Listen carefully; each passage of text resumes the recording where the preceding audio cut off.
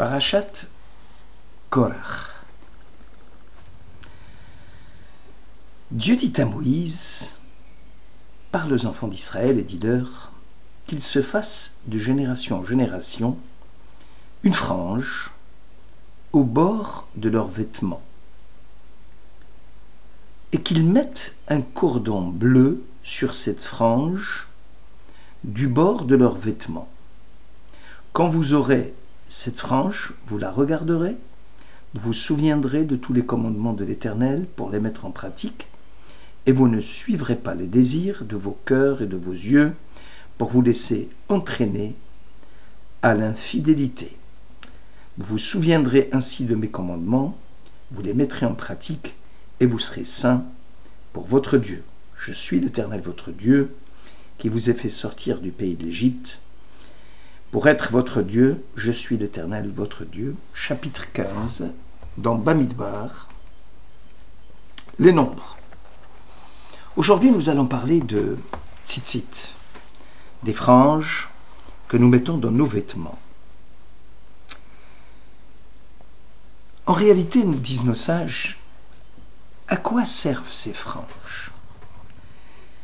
Et l'habit en général, parce que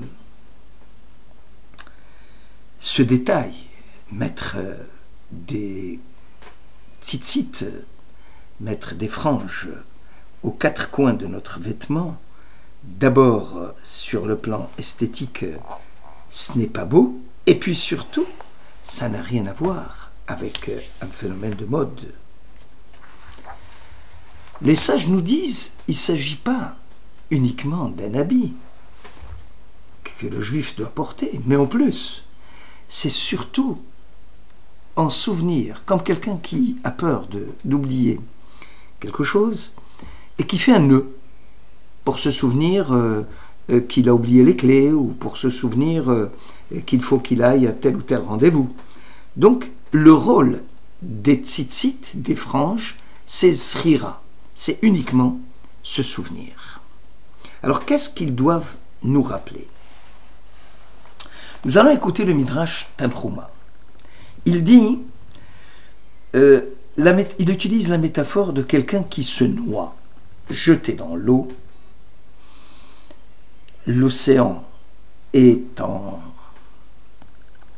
déchaîné, l'individu risque d'être noyé et le capitaine bateau lui envoie une bouée de sauvetage, ou plutôt une corde, et lui dit « Tiens-toi à la corde, ne lâche pas la corde, car ta vie dépend de cette corde. » Dieu dit à Israël, dit le Midrash Tanhuma, tout le temps que vous êtes attaché aux mitzvot, et c'est là le cordage symbolise justement ces petites franges, ces petites tzitzit, alors à ce moment-là, vous serez sauvés.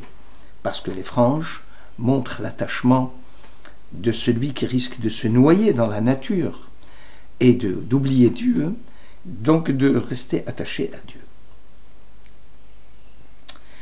Alors comment? Pour comprendre cette mitzvah, il faut revenir à l'origine de l'habit. À quoi sert l'habit? Le premier habit dans le monde, premier vêtement, c'est celui qui est venu justement cacher la faute d'Adam et d'Ève. En effet, au moment de la chute d'Adam, à la suite de la rébellion contre la mitzvah de Dieu de ne pas manger du fruit de l'arbre défendu, de l'arbre de la connaissance du bien et du mal, c'est la première fois que nous sommes confrontés à un vêtement. Le vêtement d'après la fête, d'après la faute, le vêtement d'après le fait que l'homme a regretté d'avoir mangé. Et voilà que le premier couple du monde ressent une certaine gêne, une certaine honte. D'ailleurs, le mot lévouche vient du boucha, qui veut dire la honte. Donc, dans un sentiment de honte, l'homme et la femme ont senti qu'ils étaient nus. Et c'est après que l'Éternel va leur confectionner des vêtements en cuir. Alors, quelle est la signification du vêtement avant la faute et après la faute? En quoi il a changé les choses? La faute fut un bouleversement total dans la nature même de l'humain. C'est un changement existentiel dans son caractère, dans la structure même de Adam. Avant la faute, disent nos sages, les forces du mal, les forces de la violence, les forces de la séduction étaient en dehors de l'homme. Ils étaient symbolisés par le serpent qui se tenait à l'extérieur de l'homme. C'était un facteur extérieur. Donc la violence, le mal était à l'extérieur.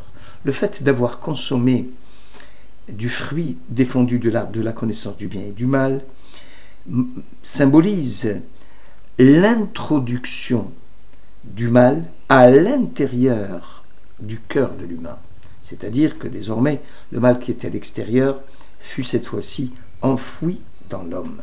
Et que le terrain de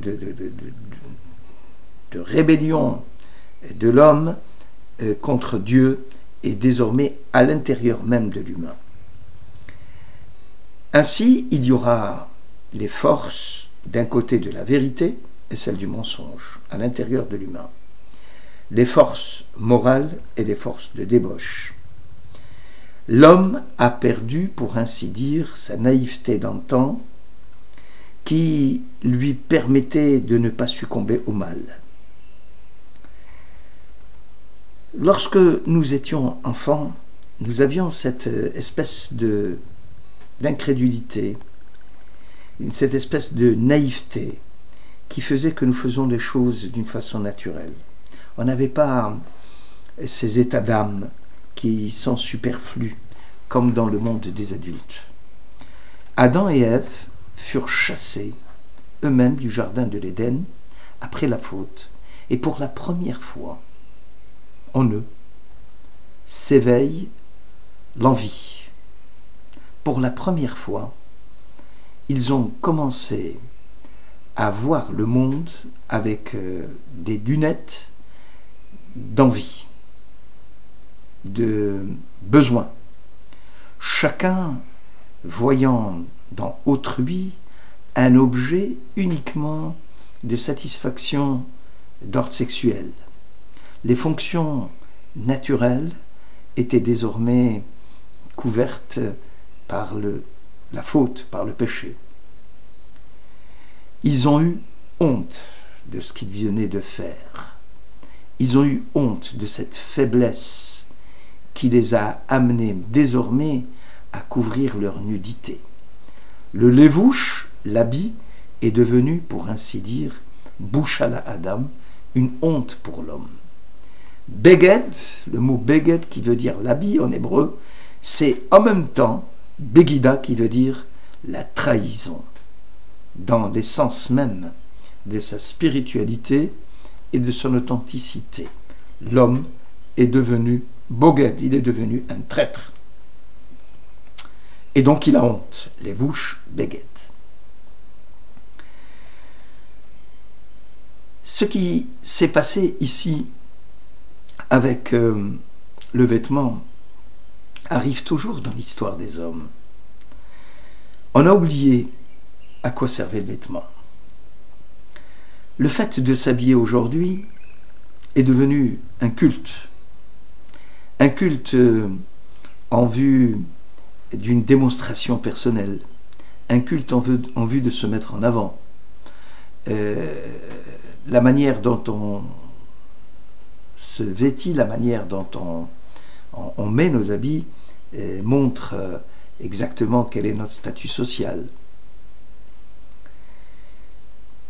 Mais en même temps cache, disent nos sages, notre faiblesse morale.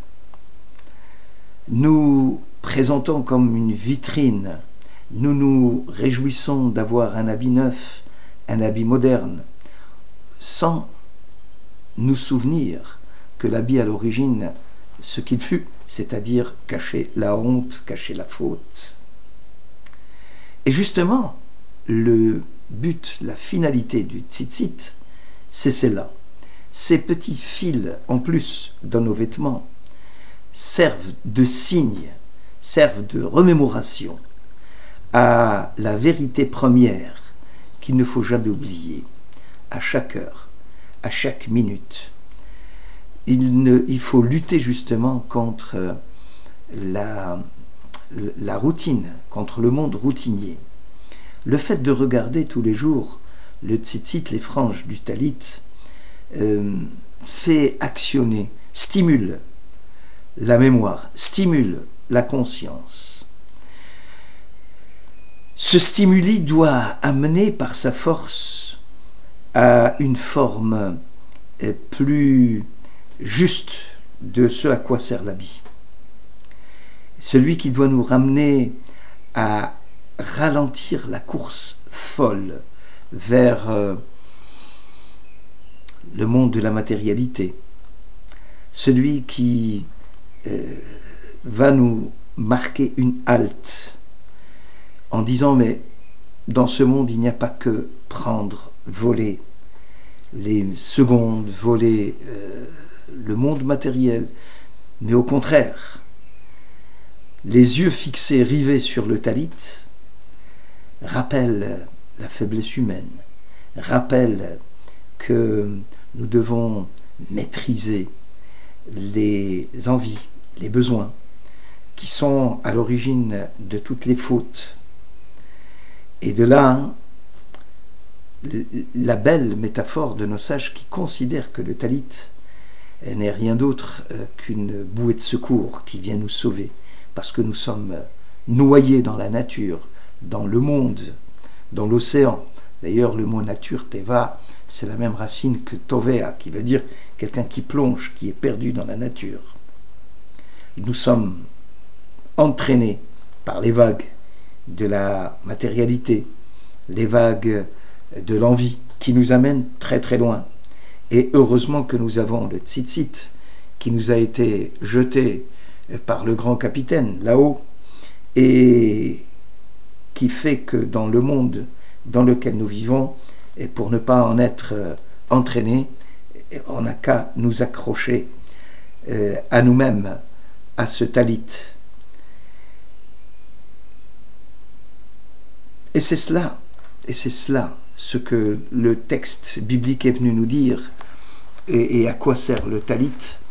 Donc, pour nous résumer, le talit, c'est la bouée de secours contre le monde de la matérialité. Le talit, c'est ce qui permet à l'homme de se remémorer qu'à l'origine, l'homme avait fauté et que par conséquent, il y a lieu de faire un tikkun, il y a lieu d'améliorer, d'arranger ce qui a été défait.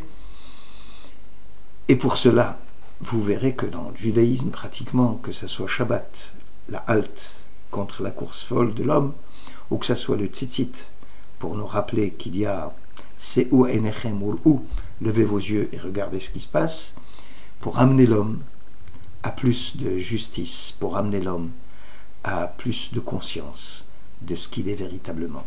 Merci de votre écoute.